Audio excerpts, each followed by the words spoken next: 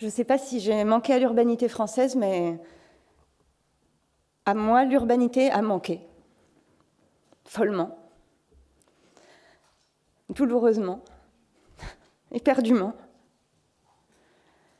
Mais votre présence, vos témoignages me font penser que peut-être, et je dis bien peut-être, l'urbanité n'est pas encore tout à fait morte. Avec la pandémie, je suis bien désolée de revenir sur ce traumatisme collectif, mais avec la pandémie, donc, pour faire face à la menace de ruine de nos cités, un sommeil paradoxal s'est organisé de manière à maintenir les fonctions vitales de la ville. Travail sans contact, apprentissage sans contact, réunion sans contact, paiement sans contact, etc. La ville sans contact propose une organisation des habitants soigneusement rangée dans leurs étagères, elles-mêmes disposées sans contact. La ville sans contact permet de maintenir un fonctionnement urbain, malgré le coma artificiel, à un détail près. La ville a perdu son âme.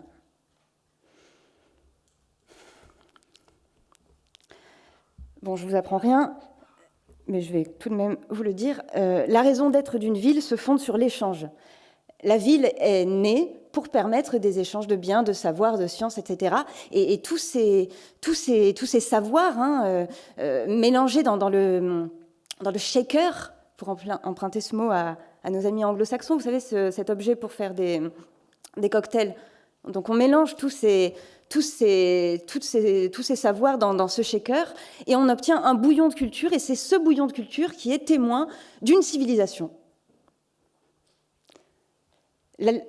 L'urbanité peut et doit redevenir l'affaire de tous.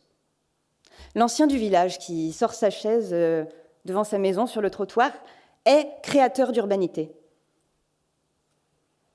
Mais bientôt, s'asseoir sur un banc public sera transgressif. Vous rendez-vous compte que l'expression « descendre dans la rue » est aujourd'hui synonyme uniquement de manifester? Pourquoi ne pourrait-on pas descendre dans la rue sans rien faire d'autre que d'aller dans la rue?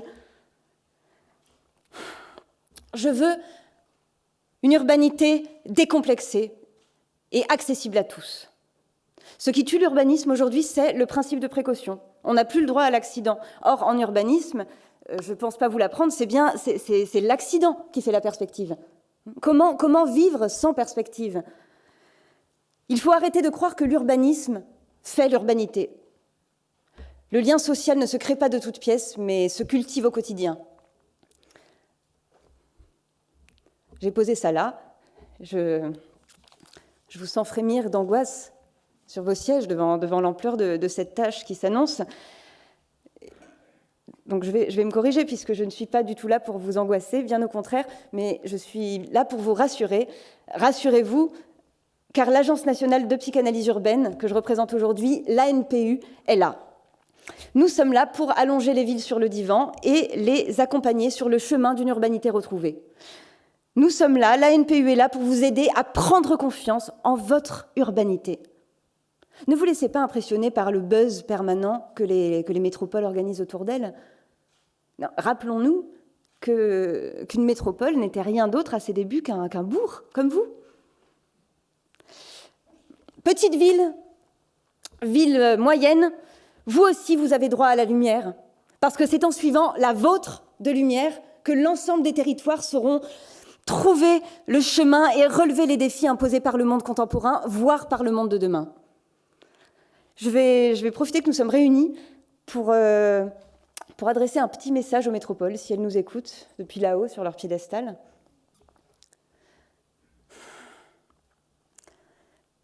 Je trouve toujours choquant et blessant de s'arroger le monopole du cœur. Vous n'avez pas, mesdames les métropoles, le monopole du cœur, vous ne l'avez pas. Vous n'avez pas le monopole du cœur urbain, vous ne l'avez pas. Les petites villes ont un cœur, comme le vôtre, qui bat à leur propre cadence.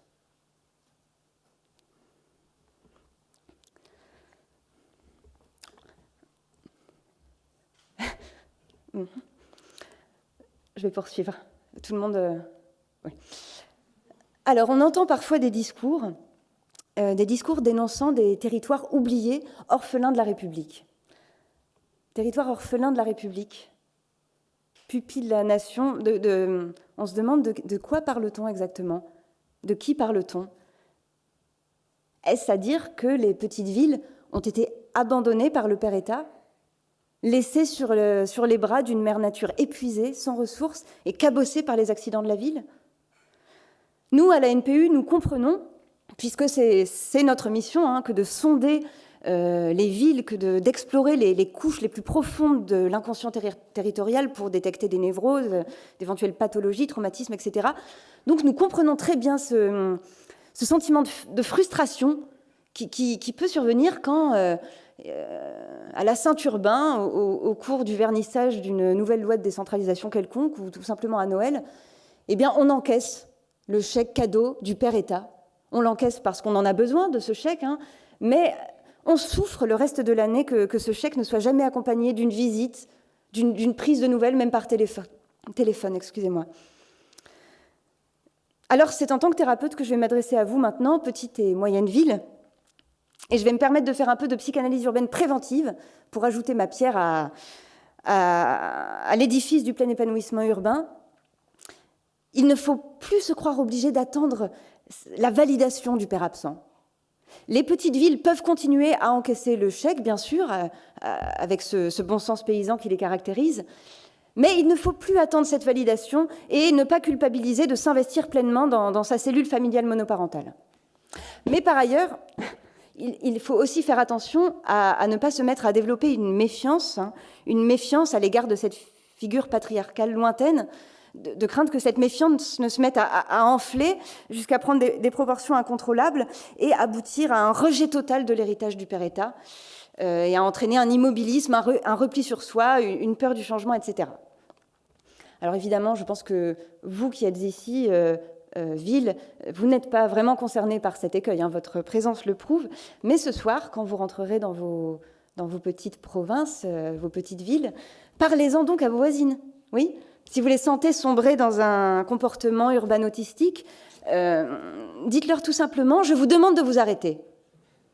Je vous demande de vous arrêter. » Et racontez-leur votre journée passée ensemble, parlez-leur de vos expériences qui déclencheront, pop sûr, un déferlement de hurrah. Voilà. Oh. Chère ville, petite et moyenne, je vous entends déjà me demander « c'est bien beau, votre idée de l'urbanité, mais cela dépend beaucoup de nos habitants, de nos usagers. » Et je vous répondrai dans un premier temps que je ne me reconnais pas dans le terme d'usager, ni d'usagère d'ailleurs, car ce terme renvoie à la notion d'utilisation, de consommation de l'espace public. Je préférerais, même si nous ne dormons pas dans la rue, enfin, pour certains, c'est le cas, mais je pense que dans cette salle, nous ne dormons majoritairement pas dans la rue. Je préférerais utiliser le mot « résident ». Les habitants d'une ville sont les résidents et résidentes de l'espace public. Donc, si vous me demandez quelle résidente de la place publique souhaiteriez-vous être pour nous habiter, je vous répondrai « Moi, résidente de la place publique, je ne prétendrai pas habiter partout à la place de tout le monde. Moi, résidente de la place publique, je ne serai pas la chef toute-puissante du comité de quartier. Moi, résidente de la place publique, je ne traiterai pas mon premier canicide de collaborateur. Moi, résidente de la place publique, je ne participerai pas à des collectes de places pour mon propre parking. Moi, résidente de la place publique, je n'aurai pas la prétention de nommer les réseaux sociaux comme nouvelle version de la place publique. Je laisserai ça à des instances indépendantes. Moi, résidente de la place publique, je ferai en sorte que mon comportement soit, à tout instant, urbanitaire. Moi, résidente de la place publique, j'aurai à cœur de ne pas avoir un statut spécial, comme si j'étais dans mon salon. Moi, résidente de la place publique, je chercherai à constituer une urbanité apaisée, autant pour les femmes que pour les hommes. Moi, résidente de la place publique, je n'autoriserai pas le cumul des gravats. Moi, résidente de la place publique, je ferai un nouvel acte de décentralisation narcissique en ouverture sur l'urbanité. Moi, résidente de la place publique, j'engagerai de grands débats au comptoir, aux terrasses des bistrots, car il est légitime qu'il puisse y avoir à ces endroits-là de grands débats citoyens. Moi, résidente de la place publique, j'essaierai d'avoir de la hauteur de vue pour fixer les grandes orientations de mon déplacement à pied, en vélo ou en trottinette électrique, mais toujours avec le souci de la proximité des usagers. J'évoque une résidence normale, mais rien n'est normal quand on est résidente de la place publique. Et je vous le dis, en toute simplicité, il est temps à nouveau de se jeter à l'eau en lançant dès demain un grand plan d'aménagement des territoires. Mesdames et messieurs, je suis ravie de vous annoncer que l'ANPU, que je représente aujourd'hui, l'ANPU est sur le point de lancer un grand programme, une mission de santé territoriale, une MST géante à l'échelle de la nation. L'urbanité, vous l'avez compris, est au cœur de nos préoccupations. Les petites et moyennes villes, nous en sommes persuadés, sont sur le bon chemin. Nos études le prouvent, à vrai dire, c'est vous qui êtes l'avenir. Ce que nous avons entendu ce matin le prouve. Pour sûr, et je vais même dire pop sûr, le chantier semble colossal. Mais je vous le dis, les villes se retroussent les manches. Et c'est pour cette raison que l'ANPU... Excusez-moi. Et c'est pour cette raison que l'ANPU a décidé, pour honorer des entreprises comme les vôtres, en quête d'urbanité sur le chemin du plein épanouissement territorial, de créer un label, un nouveau label, le label Bouge, dont nous fêtons le lancement aujourd'hui. Le label Bouge pour mettre en lumière les villes qui bougent, voilà, et les villes qui osent bouger pour sortir, pour casser cette stigmatisation incessante des bourgs et petites villes qui n'auraient soi-disant de cesse de se complaire dans l'immobilisme et le laisser-aller. Ville française, bourg français, je vous ai compris. Urbanité outragée, urbanité brisée, urbanité martyrisée, mais urbanité libérée. Je déclare, mesdames et messieurs, la toute première cérémonie des labels Bouge 2021 et en général pour l'éternité, la toute première ouverte. Je vous propose donc de passer aux festivités. Pour vous expliquer un peu mieux, le label Bouge est une contre-proposition au patrimoine mondial de l'UNESCO et à la muséification. Donc ce label honore des territoires en perpétuel renouvellement et adaptation au monde contemporain. Il contribue à la constitution d'un patrimoine mondial des villes réversibles. Et je vais immédiatement appeler à mes côtés sur scène Victor Toutindil, qui est architecte du fort intérieur au sein de l'ANPU. Venez avec moi, Victor, je vous en prie. On peut l'applaudir. Pour la remise du premier label Bouge, le label Bouge de la place des Arts dans la ville. Excusez-moi. Bonjour, merci Kathleen. Que serait la ville sans ses artistes? Que serait New York sans sa statue de la liberté, Belfort sans son lion, Lascaux sans ses tags, Lourdes sans ses grottes, un rond-point sans son pot de fleurs et un McDonald's sans son Ronald?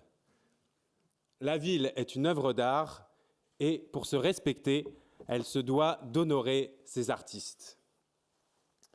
Alors, sont nommés dans la catégorie Label Bouge de la place des Arts dans la ville, la métropole de Nantes, pour sa collectionnite aiguë en matière d'œuvres d'art. Je peux l'applaudir.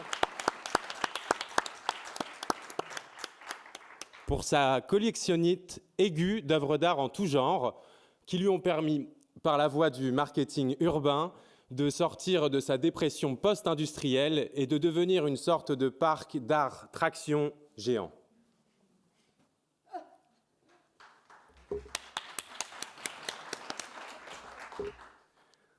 Paris, pour son courage dans la mise en valeur d'œuvres d'art contemporains audacieuses, à l'image de la dernière sculpture en date, en hommage à notre Johnny Hallyday national.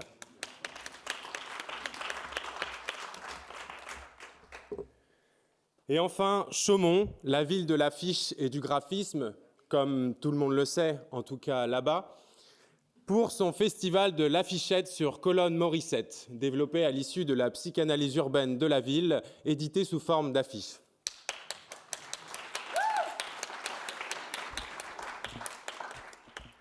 Alors, pour que vous compreniez bien ce projet dont on témoigne, sachez que, comme à son habitude, l'agence a réalisé une enquête de terrain et a rencontré des experts en tout genre, puis a édité les résultats de la psychanalyse urbaine sous forme d'affiches réalisées par le bureau d'intervention graphique, le BIG. Il en ressort un diagnostic et des prescriptions dont je vous lis un extrait pour être précis. Il ressort que la ville, entre deux phases de narcolepsie, est en prise avec des bouffées délirantes liées aux pulsions créatrices du ça, trop comprimées par un surmoi castrateur. Lorsque les pulsions se libèrent, elles sont surdimensionnées, hors d'échelle. Mais heureusement, la ville a décidé de se bouger et d'engager un acte thérapeutique, encourageant une diffusion plus rhizomique, moins autocentrée et donc moins centralisée de ces pulsions créatrices, en développant le festival de l'affichette sur colonne Morissette, en référence aux fameuses colonnes Maurice fabriquées en région chaumontaise. Alors, sans plus attendre le vainqueur. Nous devions avoir un tambour, mais on a eu un problème de train, enfin bref, mais imaginez que c'est un petit peu excitant tout ça. Est-ce que vous êtes prêts? Alors, le label Bouge 2021 de la place des Arts dans la ville est attribué à Chaumont.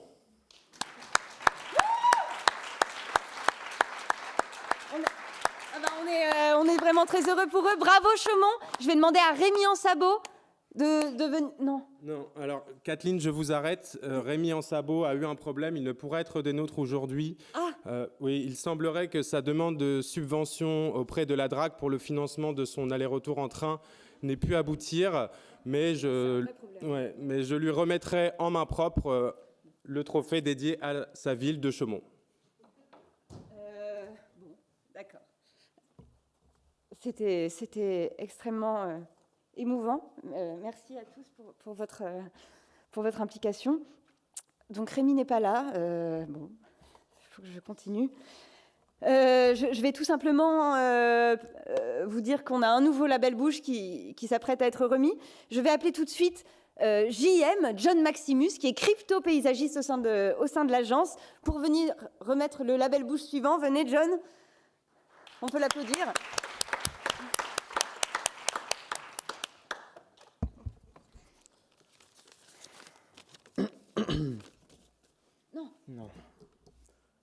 Non, c'est... Non. Écoutez, allez-y, je m'en occupe. Non. Oh. Si.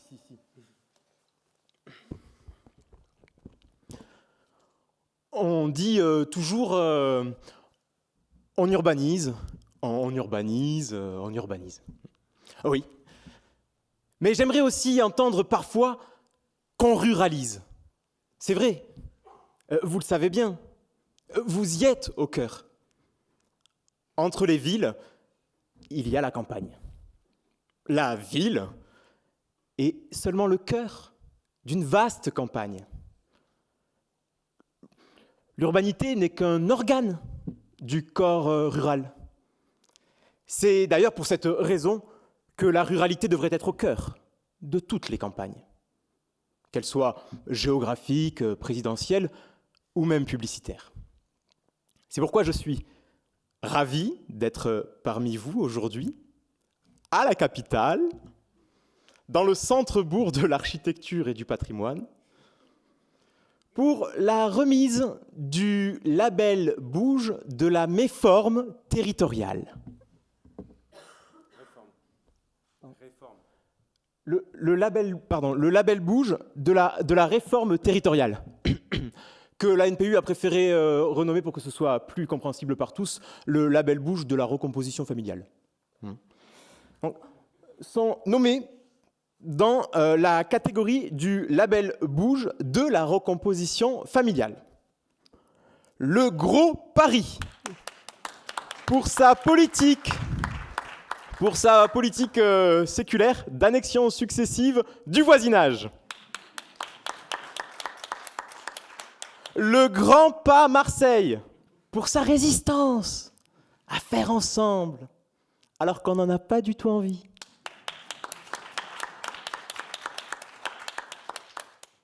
Loire-Forêt Agglomération, pour la création de son atlas psychanalytique commandé à l'ANPU, lui ayant permis de travailler sur l'identité de sa réforme territoriale, mettant autour de la table pas moins de 87 communes. Alors, petite explication à propos de Loire-Forêt Agglomération.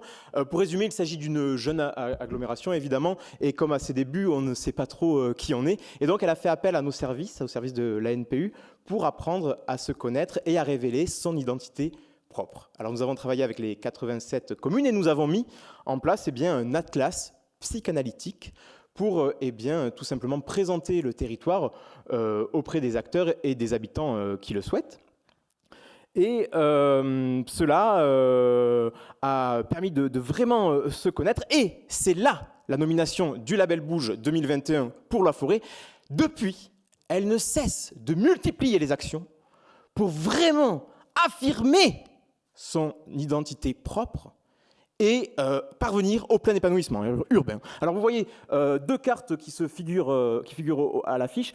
La carte de gauche, il s'agit de la carte d'identité, où là, on voit bien une grosse blessure narcissique apparaître. Le département de la Loire est effectivement sans cesse mélangé avec le fleuve de la Loire et le Val de Loire, brillant par ses châteaux. Et sur la droite, vous avez la carte au trésor qui résulte d'un témoignage assez poignant que nous avons pu mettre en évidence lors de l'enquête, qui dit ceci, je vous cite.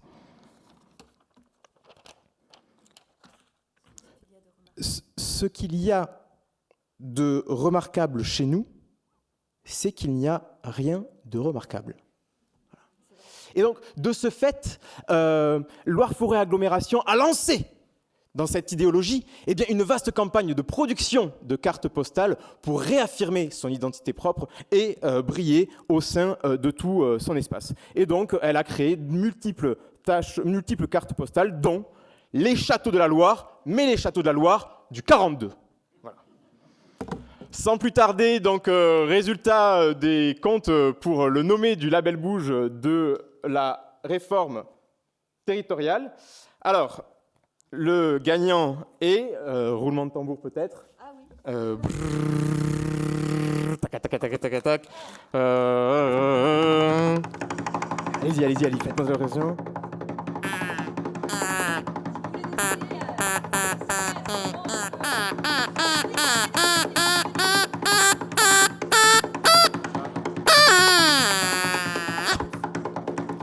J'adore ce moment. Le gagnant est Loire-Forêt Agglomération pour son atlas psychanalytique.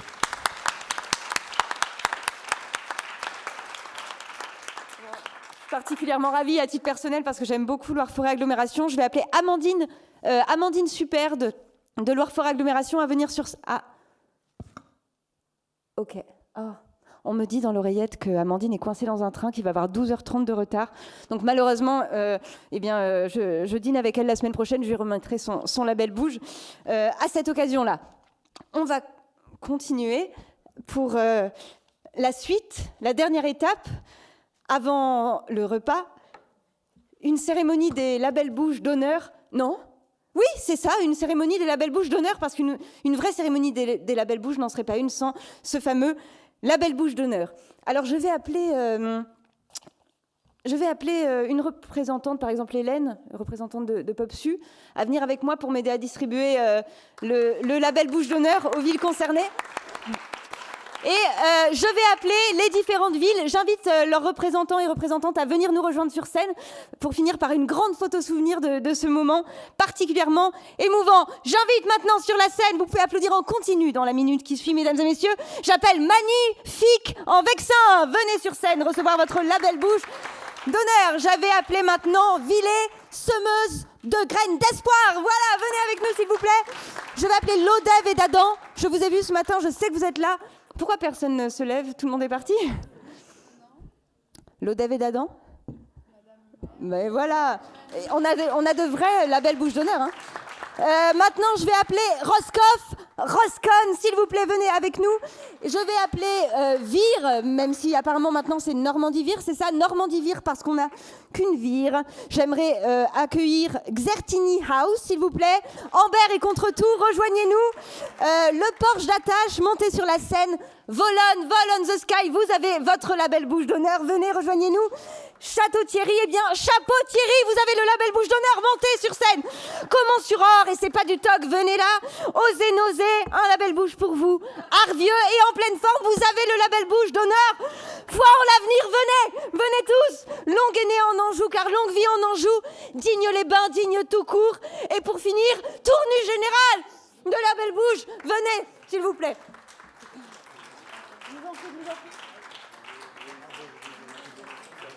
Voilà, un label pour vous dire de continuer comme ça. Cherville, allez-y. Prenez...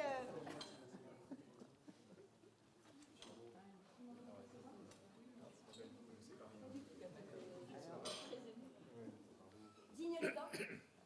Où est Digne-les-Bains, s'il vous plaît? Vous êtes ici? Je peux le ramener. Tournue générale.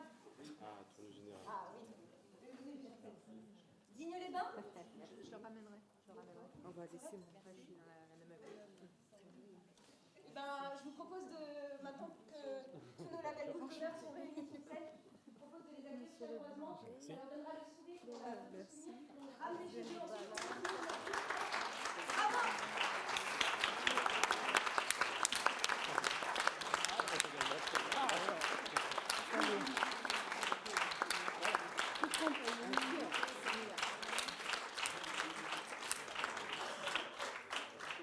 On peut peut-être se décaler pour laisser monter nos collègues. Serrez-vous un peu Faut bien peut-être. qu'ils puissent monter sur la scène quand même. Les plus grandes derrière, petit devant.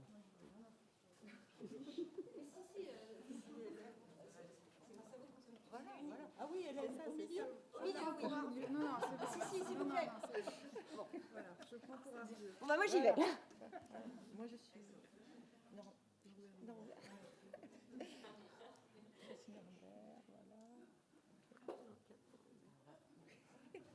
Vous m'avez pas reconnu.